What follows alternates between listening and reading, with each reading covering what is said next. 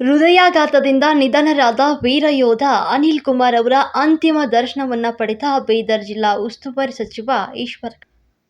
ಜಿಲ್ಲಾ ಉಸ್ತುವಾರಿ ಸಚಿವರಾದ ಶ್ರೀ ಈಶ್ವರ್ ಖಂಡ್ರೆರವರು ಇಂದು ಸಿಕ್ಕಿಂ ಹಿಮಪಾತದಲ್ಲಿ ಕರ್ತವ್ಯದಲ್ಲಿರುವಾಗ ಹೃದಯಾಘಾತದಿಂದ ನಿಧನರಾಗಿರುವ ಬೀದರ್ ಜಿಲ್ಲೆಯ ಕಮಲ್ ನಗರದ ತಾಲೂಕಿನ ಕೋರಿಯಾಳ್ ಗ್ರಾಮದ ವೀರಯೋಧ ಅನಿಲ್ ಕುಮಾರ್ ನವಾಡೆರವರ ಪಾರ್ಥಿವ ಶರೀರದ ಅಂತಿಮ ದರ್ಶನವನ್ನು ಪಡೆದು ಶ್ರದ್ಧಾಂಜಲಿಯನ್ನ ಸಲ್ಲಿಸಿದರು.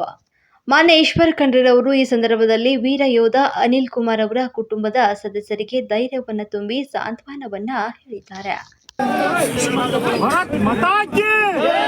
भारत माता की